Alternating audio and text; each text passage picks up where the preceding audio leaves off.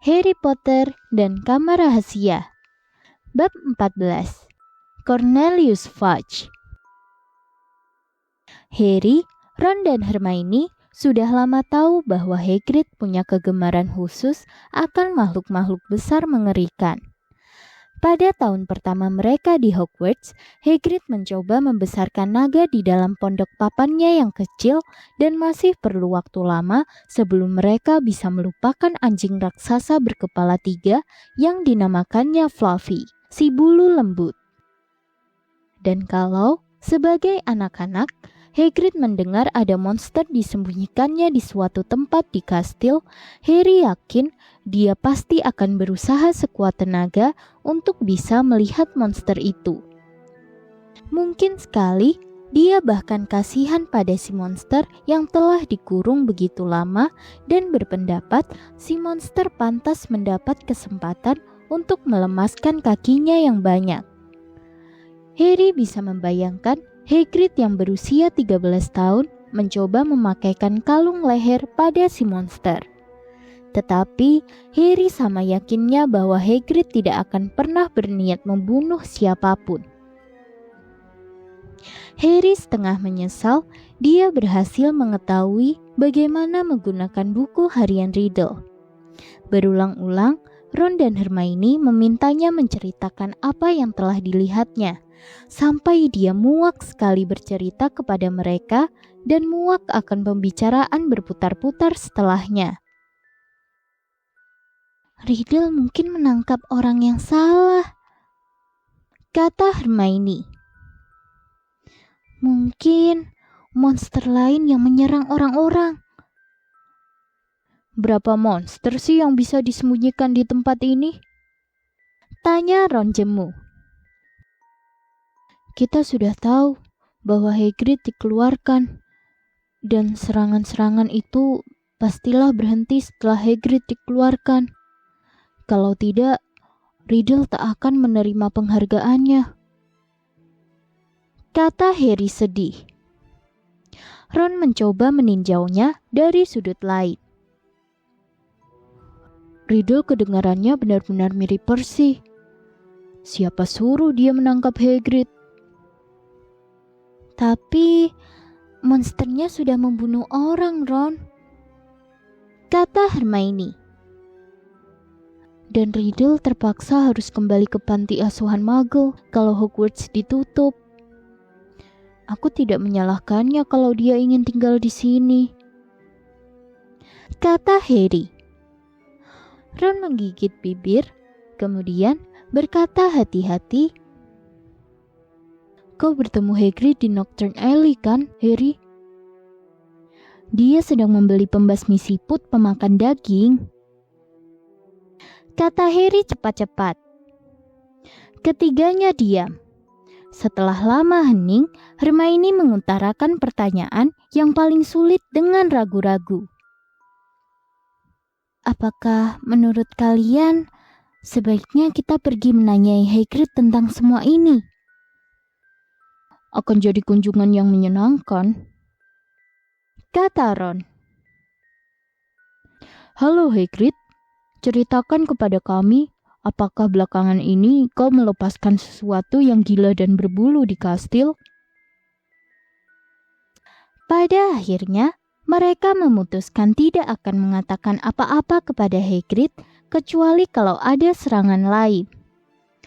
Dan sementara hari demi hari berlalu, tanpa bisikan dari suara tanpa tubuh, mereka punya harapan tak perlu bicara dengan Hagrid tentang kenapa dia dikeluarkan. Sudah hampir 4 bulan sejak Justin dan Nick si kepala nyaris putus dibuat membatu.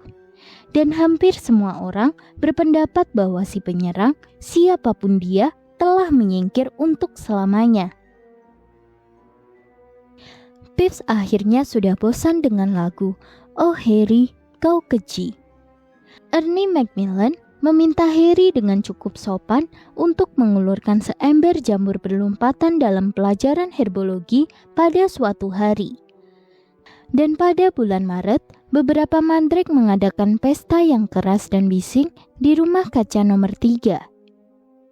Ini membuat Profesor Sprout sangat gembira. Begitu mereka mulai mencoba saling pindah ke dalam pot temannya, kita tahu mereka sudah dewasa sepenuhnya. Maka kita akan bisa menyembuhkan anak-anak malang di rumah sakit itu. Katanya kepada Harry, anak-anak kelas 2 diberi sesuatu yang baru untuk dipikirkan selama liburan Paskah mereka. Sudah tiba waktunya memilih mata pelajaran mereka untuk kelas 3. Persoalan yang setidaknya bagi Hermione sangat serius. Ini bisa mempengaruhi seluruh masa depan kita, katanya kepada Harry dan Ron sementara mereka mempelajari daftar mata pelajaran baru, menandainya dengan tanda centang. Aku cuma ingin tak ikut lagi pelajaran ramuan, kata Harry. Tidak bisa. Kalau tidak, aku pasti sudah meninggalkan pertahanan terhadap ilmu hitam, kata Ron muram. Tapi kan itu penting sekali, kata Hermione. Tidak, kalau Lockhart yang mengajar. Aku tidak belajar apa-apa dari dia, kecuali jangan melepas pixie, kata Ron. Neville Longbottom dikirimi surat oleh semua penyihir dalam keluarganya. Semua memberinya nasihat yang berbeda-beda tentang apa yang harus dipilih. Cemas dan bingung, dia duduk membaca daftar mata pelajaran dengan lidah terjulur, menanyai anak-anak apakah menurut mereka aritmansi kedengarannya lebih sulit daripada runa kuno. Runa adalah huruf-huruf alfabet kuno yang digunakan di Eropa Utara sekitar abad ke-3 sampai ke-13. Selain alfabet, pelajaran runa kuno mencakup mantra-mantra kuno, juga puisi, sajak, ataupun lagu-lagu kuno yang mistis dan sulit dipahami. Dean Thomas, yang seperti Harry dibesarkan dalam keluarga Muggle, akhirnya memejamkan mata dan menotol-notolkan tongkatnya pada daftar. Kemudian memilih mata pelajaran yang ditunjuk si tongkat. Hermione tidak mendengarkan nasihat siapapun, tetapi memilih semua mata pelajaran. Harry tersenyum muram pada diri sendiri ketika memikirkan apa yang akan dikatakan Paman Vernon dan Bibi Petunia jika dia mencoba mendiskusikan karirnya di dunia sihir dengan mereka. Bukannya tak ada yang membimbingnya, Percy Weasley dengan senang hati bersedia berbagi pengalaman. Tergantung maumu kemana, Harry. Tak pernah terlalu awal untuk memikirkan masa depan. Jadi kusarankan ramalan. Orang menganggap telaah tentang Muggle pilihan yang enteng. Tapi aku pribadi berpendapat penyihir harus punya pemahaman menyeluruh tentang komunitas non-sihir. Terutama jika merencanakan untuk bekerja bersama mereka. Lihat saja ayahku. Sepanjang waktu dia harus menangani urusan Muggle. Abangku, Charlie, dari dulu suka bekerja di luar ruangan, jadi dia memilih pemeliharaan satwa gaib. Pilih sesuai kekuatanmu, Harry, katanya. Tapi satu-satunya yang menurut Harry benar-benar dilakukannya dengan baik adalah Quidditch. Pada akhirnya, dia memilih pelajaran-pelajaran baru yang sama dengan Ron, dengan perhitungan kalau dia tidak bisa mengikutinya, dia punya teman yang baik untuk membantunya. Pertandingan Quidditch berikutnya bagi Gryffindor adalah melawan Hufflepuff. Wood memaksa timnya latihan setiap malam sehabis makan, sehingga Harry nyaris tak punya waktu kecuali untuk Quidditch dan mengerjakan PR.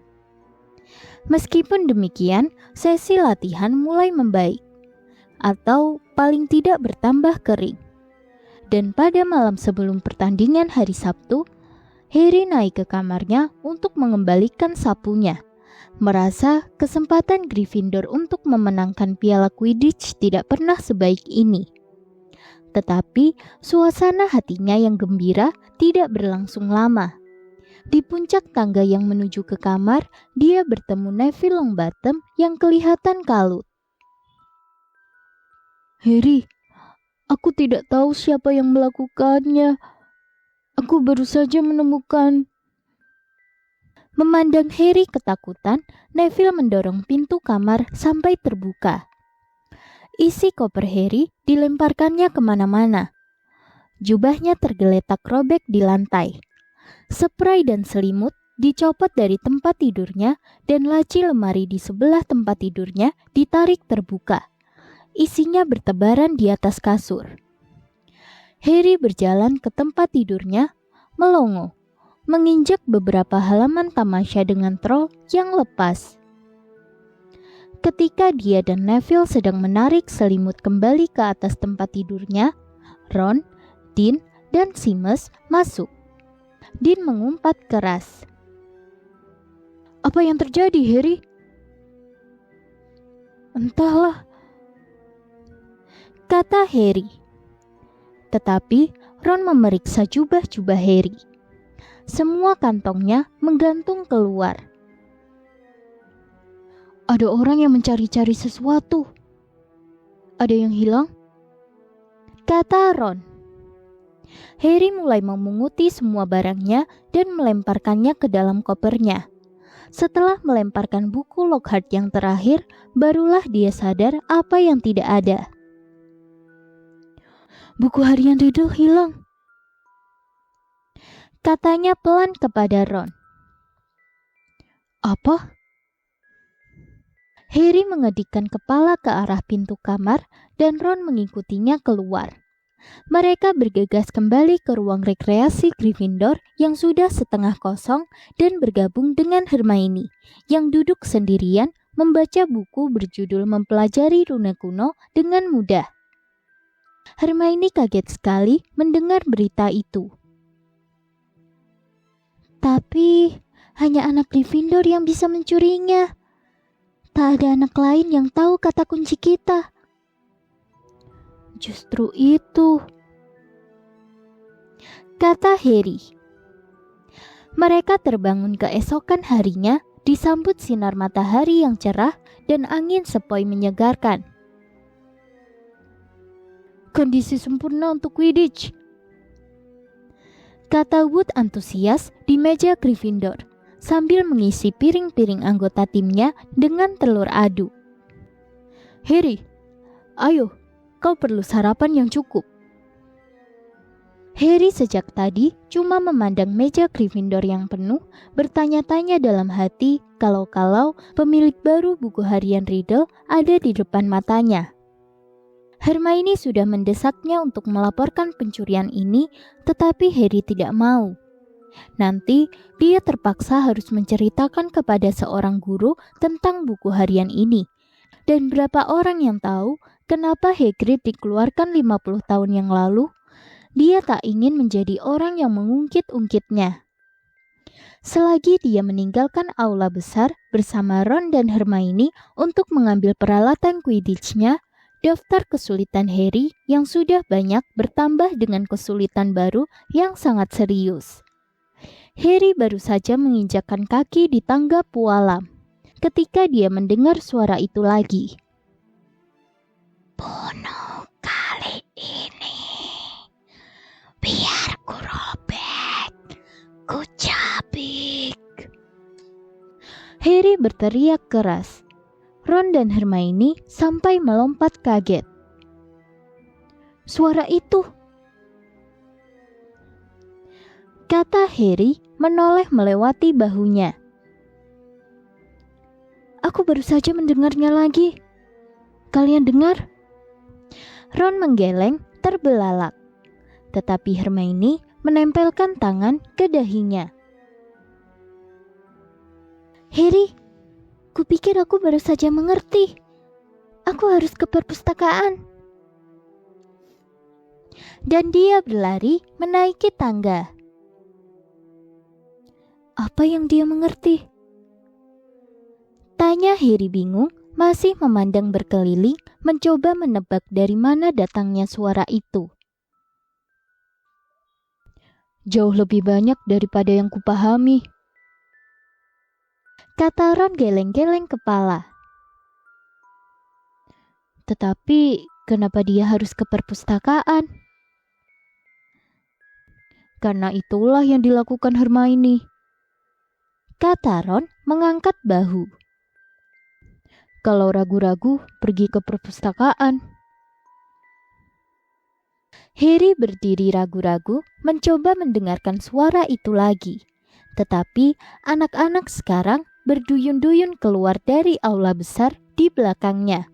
Bicara keras-keras keluar lewat pintu depan menuju ke lapangan Quidditch. Lebih baik kau cepat naik. Sudah hampir pukul 11. Pertandingan akan dimulai, kata Ron.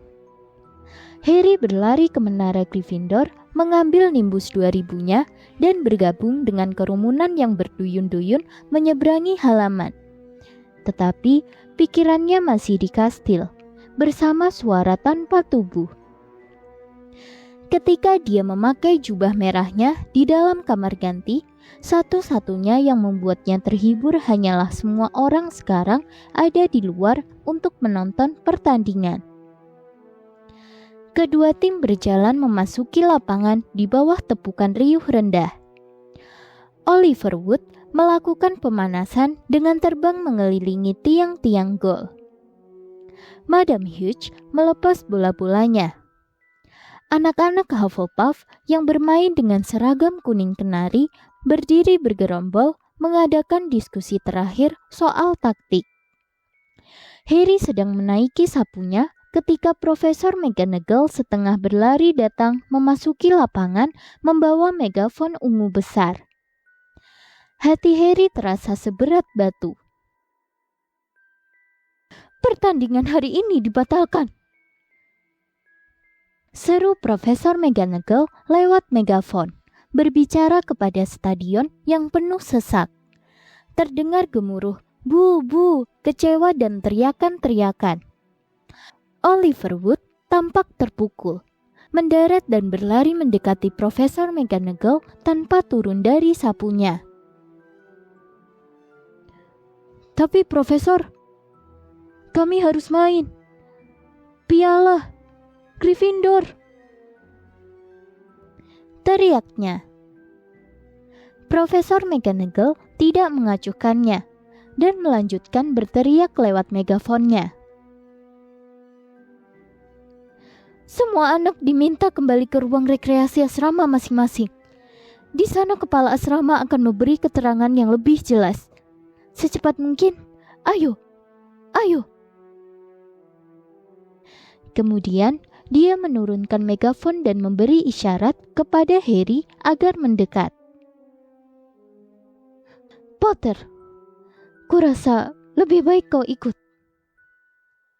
Harry yang bertanya-tanya dalam hati bagaimana Profesor McGonagall bisa mencurigainya kali ini, melihat Ron meninggalkan rombongan anak-anak yang mengeluh.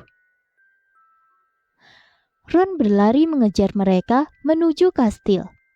Betapa herannya Harry, Profesor McGonagall tidak keberatan.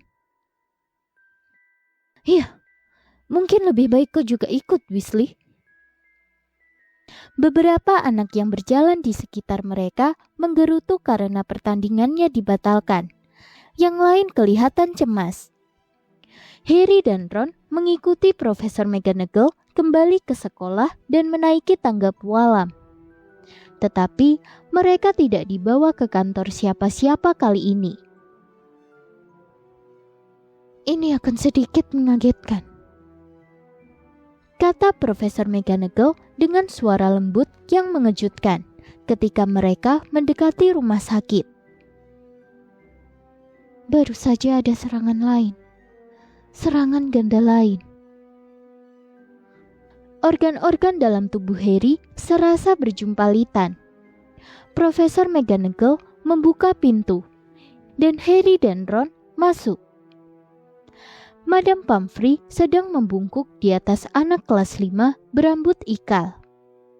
Harry mengenalinya sebagai anak Ravenclaw yang pernah mereka tanyai jalan menuju ruang rekreasi Slytherin. Dan di tempat tidur di sebelahnya adalah Hermione. Ron mengerang. Hermione terbaring diam, matanya terbuka, pandangannya kosong. Mereka ditemukan di dekat perpustakaan, kata Profesor McGonagall. Kurasa kalian berdua tidak bisa menjelaskan ini. Ini ditemukan di lantai di sebelah mereka. Profesor McGonagall memegang cermin bundar kecil. Harry dan Ron menggelengkan kepala, keduanya menatap Hermione. Aku akan menemani kalian kembali ke menara Gryffindor, kata Profesor McGonagall berat. Aku tahu harus memberi pelajaran kepada anak-anak. Semua murid sudah harus kembali ke ruang rekreasi asrama mereka paling lambat pukul 6 sore. Tak seorang murid pun diizinkan meninggalkan asrama setelah waktu itu. Kalian akan ditemani seorang guru ke semua kelas setiap ganti pelajaran. Murid-murid dilarang ke kamar kecil tanpa ditemani guru. Semua latihan Quidditch dan pertandingan ditunda. Tak akan ada lagi kegiatan di malam hari. Anak-anak Gryffindor yang memenuhi ruang rekreasi mendengarkan Profesor McGonagall dalam diam. Dia menggulung perkamen yang tadi dibacanya dan berkata dengan suara agak tercekat. Tak perlu kutambahkan bahwa belum pernah aku sesedih ini. Mungkin sekolah akan ditutup jika pelaku di balik serangan-serangan ini tidak berhasil ditangkap. Aku menghimbau siapa saja yang merasa tahu tentang sesuatu tentang serangan-serangan ini untuk melapor. Profesor McGonagall memanjat keluar lubang lukisan dengan agak canggung. Dan anak-anak Gryffindor langsung ramai. Itu berarti 2 anak Gryffindor jatuh. Belum lagi 1 hantu Gryffindor, 1 Ravenclaw, dan 1 Hufflepuff, kata sahabat si kembar Weasley, Lee Jordan, sambil menghitung dengan jari-jarinya. Apakah tidak ada guru yang sadar bahwa anak-anak Slytherin semua selamat? Bukankah sudah jelas sekali semua malapetaka ini datangnya dari Slytherin? Pewaris Slytherin, monster Slytherin. Kenapa mereka tidak mengeluarkan saja semua anak Slytherin?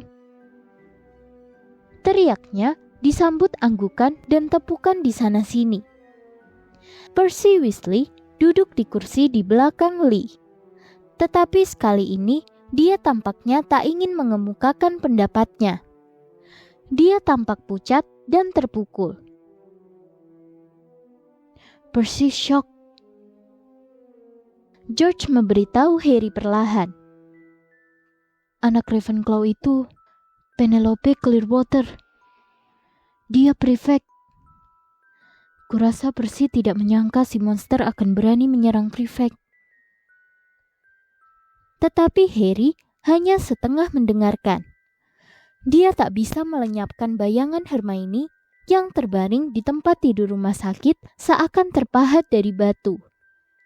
Dan jika pelakunya tidak segera ditangkap, berarti seumur hidup dia akan tinggal lagi bersama keluarga Dursley. Tom Riddle menyerahkan Hagrid, karena bila tidak, dia harus tinggal di panti asuhan Muggle kalau sekolah ditutup. Harry sekarang paham betul bagaimana perasaan Riddle. Apa yang akan kita lakukan? Kata Ron pelan di telinga Harry. Apakah menurutmu mereka mencurigai Hagrid? Kita harus bicara dengannya, kata Harry mengambil keputusan. Aku tak percaya dia pelakunya kali ini. Tetapi kalau dulu dia melepas monsternya, dia akan tahu bagaimana caranya masuk ke kamar rahasia. Dan itu sudah awal yang bagus. Tetapi McGonagall bilang kita harus tinggal di menara kita kecuali untuk mengikuti pelajaran. Kurasa sudah waktunya mengeluarkan jubah tua ayahku lagi, kata Harry lebih pelan. Harry hanya mewarisi satu benda dari ayahnya. Jubah gaib panjang keperakan yang bisa membuat pemakainya tidak kelihatan. Jubah itu satu-satunya kesempatan bagi mereka agar bisa menyelinap keluar dari sekolah untuk mengunjungi Hagrid tanpa diketahui siapapun. Mereka pergi tidur pada jam yang biasa, menunggu sampai Neville, Dean, dan Seamus berhenti mendiskusikan kamar rahasia dan akhirnya tertidur. Kemudian mereka bangun, berpakaian lagi, dan menyelubungkan jubah itu ke tubuh mereka. Perjalanan melewati koridor-koridor kastil yang kosong sungguh tidak nyaman. Harry, yang sudah beberapa kali berjalan-jalan di kastil pada malam hari, belum pernah melihatnya begitu ramai setelah matahari terbenam. Para guru, prefek, dan hantu berpatroli di koridor berpasangan, memeriksa kalau-kalau ada kegiatan yang tidak biasa. Jubah gaib tidak membuat suara mereka tak bisa didengar, dan mereka tegang sekali ketika ibu jari kaki Ron terantuk sesuatu hanya beberapa meter dari tempat Snape berjaga. Untunglah Snape bersin hampir pada saat bersamaan dengan Ron mengumpat. Maka betapa leganya mereka ketika tiba di pintu depan yang terbuat dari kayu ek dan membukanya. Malam itu cerah dan berbintang. Mereka bergegas menuju jendela-jendela pondok Hagrid yang terang, dan baru melepas jubah gaib ketika sudah tiba di depan pintu. Beberapa saat setelah mereka mengetuk, Hagrid membuka pintunya. Mereka ternyata berhadapan dengan Hagrid yang membidikkan panah ke arah mereka. Fang, si anjing besar, menyala keras di belakangnya. "Oh," kata Hagrid menurunkan senjatanya dan menatap mereka. "Ngapain kalian berdua di sini?" "Untuk apa itu?" tanya Harry menunjuk busur sambil melangkah masuk. Tidak apa-apa. Aku kira tidak penting. Duduklah, aku buat teh. Gumam Hagrid. Kelihatannya Hagrid tidak sadar apa yang dilakukannya. Dia nyaris membuat apinya padam, menuangkan air dari ceret ke api, dan kemudian memukul jatuh teko teh dengan gerakan gugup tangannya yang besar. "Kau tidak apa-apa, Hagrid? Apakah kau sudah dengar tentang Hermione?" tanya Harry. "Oh, aku dengar," kata Hagrid, suaranya agak tercekat. Dia berulang-ulang mengerling gugup ke jendela. Dia menuang air mendidih ke dalam 2 cangkir besar untuk mereka berdua, lupa mencelupkan kantong tehnya, dan sedang menaruh sepotong kue buah di atas piring ketika terdengar ketukan keras di pintu. Hagrid menjatuhkan kue buahnya. Harry dan Ron bertukar pandang panik, kemudian kembali menyelubungkan jubah gaib ke tubuh mereka dan mundur ke sudut. Hagrid memastikan mereka sudah tersembunyi, menyambar busurnya dan membuka pintu sekali lagi. "Selamat malam, Hagrid." Ternyata yang datang Dumbledore. Dia masuk, kelihatan serius sekali, diikuti orang kedua yang bertampang sangat aneh. Pria asing ini bertubuh pendek bulat dengan rambut abu-abu kusut dan wajah cemas. Dia memakai pakaian campur aduk aneh. Setelan bergaris-garis, dasi merah tua, jubah hitam panjang, dan sepatu bot ungu berujung runcing.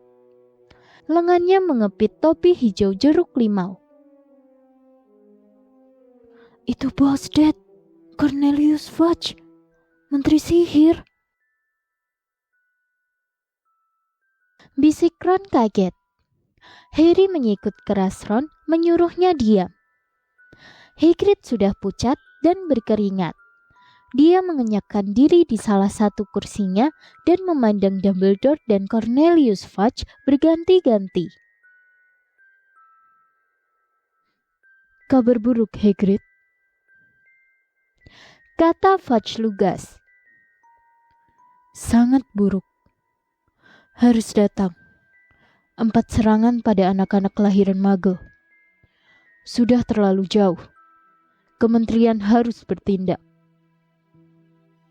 Bukan saya,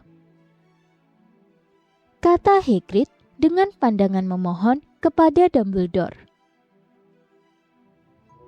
Anda tahu, saya tidak pernah lakukan itu, Profesor Dumbledore. Aku ingin mencamkan ini, Cornelius, bahwa Hagrid mendapatkan kepercayaanku sepenuhnya, kata Dumbledore mengernyit kepada Fudge. Begini, Albus. Riwayat masa lalu Hagrid merugikannya. Kementerian harus melakukan sesuatu. Dewan sekolah sudah menghubungi kami, kata Fudge salah tingkah. Meskipun demikian, sekali lagi kukatakan, Cornelius, bahwa menyingkirkan Hagrid tidak akan membantu sedikit pun, kata Dumbledore. Mata birunya dipenuhi api yang belum pernah dilihat Harry. Cobalah melihatnya dari sudut pandangku, kata Fudge meremas-remas topinya. Aku di bawah banyak tekanan. Harus dilihat melakukan sesuatu. Kalau nanti ternyata bukan Hagrid, dia akan dikembalikan dan tak akan disebut-sebut lagi. Tapi aku harus membawanya sekarang. Harus. Tidak menjalankan kewajibanku kalau... Bawa saya kemana? Kata Hagrid gemetar. Cuma untuk sementara waktu, kata Fudge tanpa berani menatap Hagrid. Bukan hukuman, Hagrid. Lebih untuk berjaga-jaga. Kalau nanti ada orang lain yang ditangkap, kau akan dikeluarkan dengan permohonan maaf penuh. Tidak ke Azkaban, kan? Seru Hagrid parau. Sebelum Fudge bisa menjawab, terdengar ketukan keras lagi di pintu. Dumbledore membukanya. Kali ini giliran Harry disikut rusuknya. Dia terpekik kaget. Mr. Lucius Malfoy melangkah masuk ke pondok Hagrid, berselubung jubah perjalanan hitam panjang. Senyumnya dingin dan puas. Fang mulai menggeram. Sudah di sini, Fudge, katanya senang. Bagus. Mau apa kau kesini? Keluar dari rumahku, kata Hagrid berang. Hagrid, percayalah, aku sama sekali tak senang berada di... kau sebut ini rumah? Kata Lucius Malfoy mencemooh sambil memandang berkeliling pondok kecil itu. Aku tadi mampir di sekolah dan diberitahu kepala sekolah ada di sini. Dan apa persisnya yang kau inginkan dariku, Lucius? Kata Dumbledore. Dia bicara dengan sopan, tetapi api masih menyala-nyala di mata birunya. Hal yang sangat tidak enak, Dumbledore, kata Mr. Malfoy santai mengeluarkan gulungan panjang perkamen. Tetapi Dewan Sekolah merasa sudah waktunya kau menyingkir. Ini perintah penskorsan. Kau akan menemukan keseluruhan 12 tanda tangan di sini. Kami merasa kau sudah kehilangan sentuhanmu. Berapa serangan yang sudah terjadi? 2 lagi sore ini kan? Dengan kecepatan begini, tak akan ada anak kelahiran-kelahiran Muggle yang tersisa di Hogwarts. Dan kita semua tahu, itu akan jadi kehilangan besar bagi sekolah. Oh Lucius, Dumbledore diskors. Jangan-jangan itu hal terakhir yang kita inginkan sekarang ini.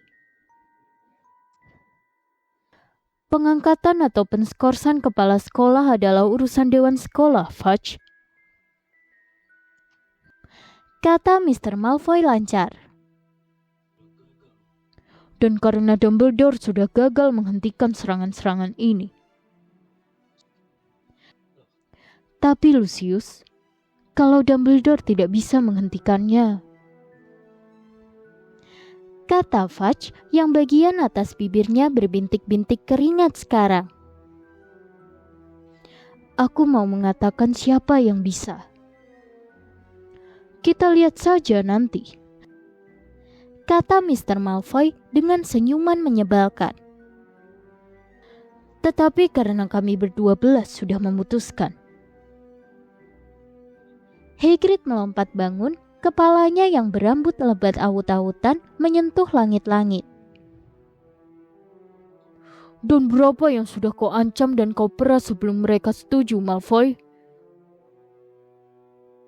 Raung Hagrid. Wah. Kau tahu, sifatmu yang berangasan begitu akan menyulitkanmu hari-hari ini, Hagrid. Kusarankan kau jangan berteriak begitu pada penjaga Azkaban. Mereka sama sekali tak akan senang, kata Mr. Malfoy. Kau tak boleh ambil Dumbledore, teriak Hagrid membuat Fang meringkuk dan merintih di keranjangnya. Anak-anak kelahiran Muggle tak punya harapan sama sekali. Berikutnya akan terjadi pembunuhan. Tenangkan dirimu, Hagrid, kata Dumbledore tajam. Dia menatap Lucius Malfoy. Kalau Dewan menginginkan aku diganti, Lucius, aku tentu saja akan mundur. Tapi... gagap Fudge. Tidak, geram Hagrid. Dumbledore tidak mengalihkan matanya yang biru cemerlang dari mata Lucius yang dingin abu-abu. Meskipun demikian, kata Dumbledore berbicara sangat lambat dan jelas, sehingga tak seorang pun dari mereka tidak menangkap semua ucapannya. Kau akan tahu bahwa aku hanya benar-benar meninggalkan sekolah ini kalau sudah tak ada lagi yang setia kepadaku di sini. Kau juga akan tahu bahwa bantuan akan selalu diberikan di Hogwarts kepada siapapun yang meminta. Sejenak, Harry nyaris yakin mata Dumbledore terarah ke sudut tempat dia dan Ron bersembunyi. Sikap sentimental yang layak dikagumi, kata Malfoy membungkuk. Kami semua akan kehilangan caramu yang sangat individual dalam mengatur segalanya, Albus, dan hanya berharap penggantimu akan bisa mencegah pembunuhan. Malfoy melangkah ke pintu pondok, membukanya, dan membungkuk mempersilahkan Dumbledore keluar. Fudge gelisah meremas-remas topinya, menunggu Hagrid berjalan mendahuluinya. Tetapi Hagrid tetap di tempatnya, menarik napas dalam-dalam dan berkata hati-hati. Kalau ada yang mau tahu sesuatu, yang harus mereka lakukan hanya ikuti laba-laba. Laba-laba akan membawa mereka yang benar. Cuma itu yang mau kukatakan. Fudge memandangnya keheranan. Baiklah, aku ikut, kata Hagrid memakai mantel kulit tikus mondoknya. Tetapi ketika dia sudah akan keluar dari pintu mengikuti Fudge, dia berhenti lagi dan berkata keras-keras, "Dan harus ada yang kasih makan Feng selama aku tak ada." Pintu berdebam tertutup, dan Ron menarik lepas jubah gaib. "Kita dalam kesulitan sekarang," katanya serak. "Tak ada lagi Dumbledore. Sama saja dengan mereka menutup sekolah malam ini. Akan terjadi serangan setiap hari kalau Dumbledore tak ada." Feng mulai melolong, menggaruk-garuk pintu yang tertutup.